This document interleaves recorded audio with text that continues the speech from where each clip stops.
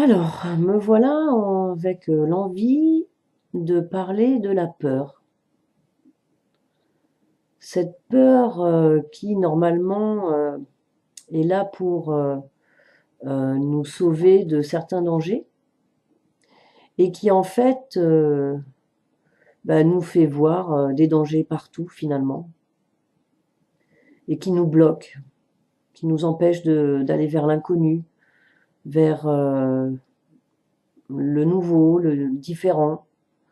J'ai envie de décortiquer un peu ça pour essayer de comprendre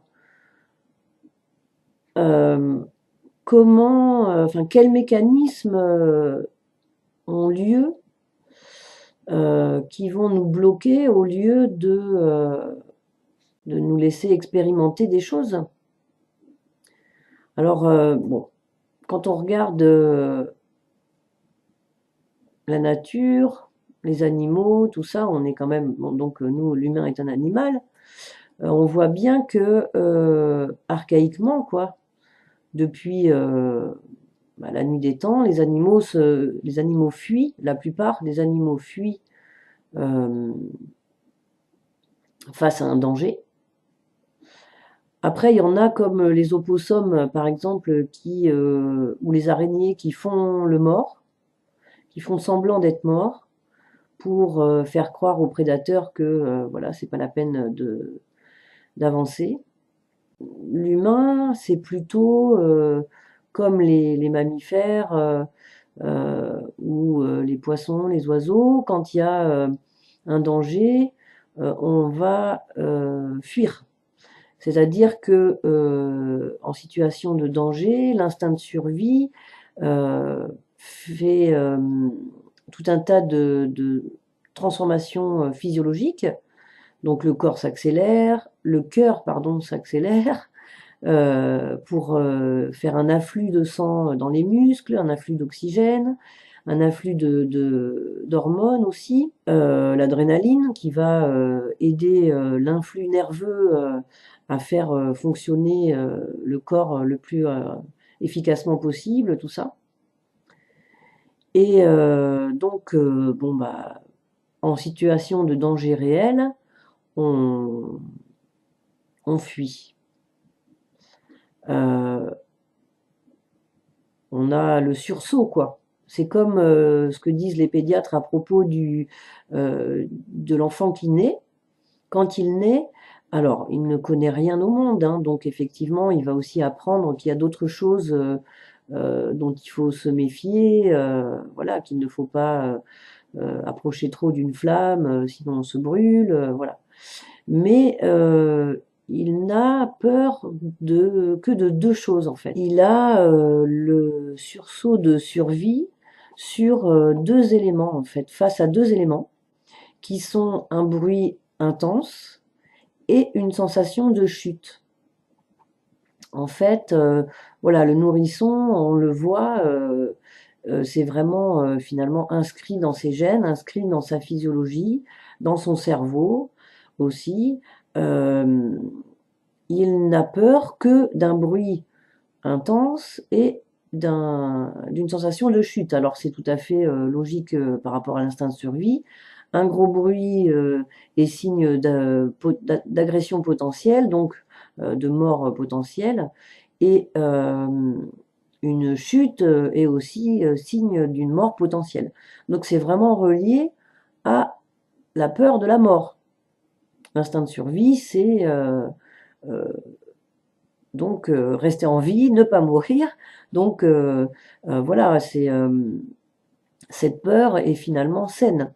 Donc oui, comme je disais tout à l'heure, après, en grandissant, on apprend qu'il faut quand même faire gaffe en traversant la route, faire gaffe en, en s'approchant d'une flamme. Voilà, il y a quelques petites choses comme ça qu'on peut relier à l'instinct de survie.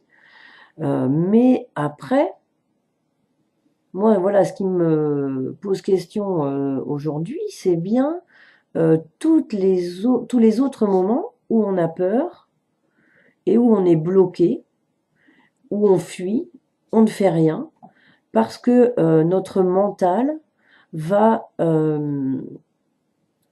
calquer, en tout cas identifier la situation comme un danger potentiel.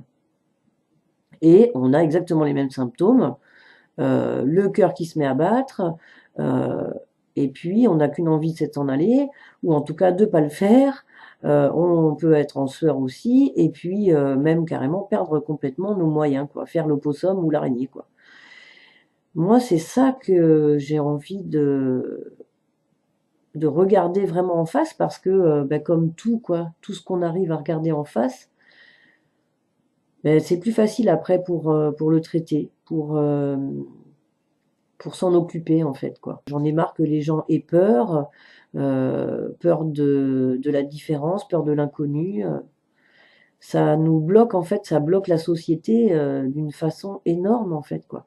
Et on va s'identifier, enfin, oui, on va intérioriser euh, des dangers et on va calquer une situation de danger alors que la situation qu'on est en train de vivre ne le justifie pas. Alors je pense que il faut qu'on arrive à chacun trouver notre propre solution, suivant les situations. D'ailleurs, ça sera jamais la même chose, quoi. Des fois, il y aura juste besoin de respirer, des fois, il y aura juste besoin d'éclater de rire, des fois, il y aura besoin de prendre vraiment cette émotion de peur et d'y aller quand même avec. Euh,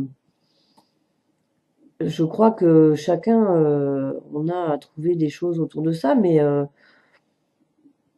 sans être trompe-la-mort, je crois qu'il n'y a pas grand risque en fait à vivre une vie, quoi. Si peut-être que c'est la morale qui nous a fait croire que une fourmi noire sur une pierre noire dans la nuit noire, Dieu la voit et la juge, et on a peur de tout un tas de choses parce que voilà, on voudrait juste bien faire.